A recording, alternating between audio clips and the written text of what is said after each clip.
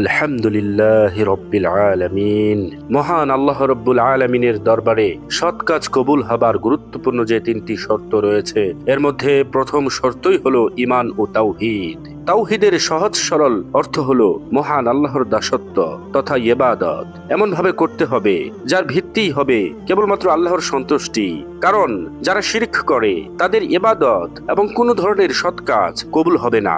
আল্লাহ তাআলা সূরা নিসার 48 নং আয়াতে বলেছেন, নিঃসন্দেহে আল্লাহ কখনো সেই গুনাহ মাফ করবেন না যেখানে তার সাথে কাউকে শরীক করা হয়। এছাড়া অন্য সকল গুনাহ তিনি যাকে ইচ্ছা ক্ষমা করে দেন।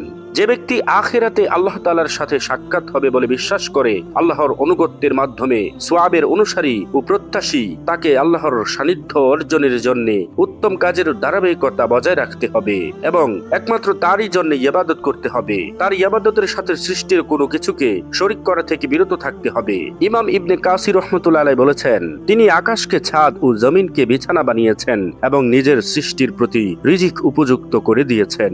তিনি সেই সত্তা যার ইবাদত করা প্রত্যেক মানুষের জন্যই একান্ত প্রয়োজন। এটা মহান আল্লাহর অধিকার। কেউ কোনো কিছুকেই তার অংশীদার বানাবে না, কেননা তার অনুরূপ কেউ নেই, তার সমানও কেউ নেই, তার স্ত্রী এবং সন্তান সন্ততিও নেই, তার সহযোগী বা পরামর্শদাতাও নেই। তিনি যে কোনো ধরনের বিতর্কিত গুণ বৈশিষ্ট্য থেকে মুক্ত, অতি উচ্চ সম্মান মর্যাদা সম্পন্ন মহান আল্লাহ রাব্বুল আলামিন। নবী করিম সাল্লাল্লাহু আলাইহি ওয়াসাল্লাম বলেছেন, আল্লাহ ব্যতীত অন্য কাউকে মাবুদ বানিয়ে তার গোলামিরত অবস্থায় যে ব্যক্তি ইন্তেকাল করেছে সে জাহান্নামে প্রবেশ করবে। বুখারী হাদিস নং 4498। উলামায়ে কেরাম শিরকের বিভিন্ন শ্রেণী বর্ণনা করেছেন, যেমন শিরকে আকবার, শিরকে আসগার, শিরকে খুফি ইত্যাদি। পক্ষান্তরে প্রত্যেক মুসলমানের জন্য এটা অবশ্য কর্তব্য যে তারা যে কোনো প্রকারের শিরক থেকে মুক্ত থাকার চেষ্টা করবে এবং অপর মুসলিম ভাইকেও শিরক থেকে দূরে থাকার শিক্ষা দেবে। আর অন্যকে শিক্ষা দেওয়া অপরের প্রতি পালনকারী প্রাথমিক কর্তব্য সমূহের মধ্যে একটি।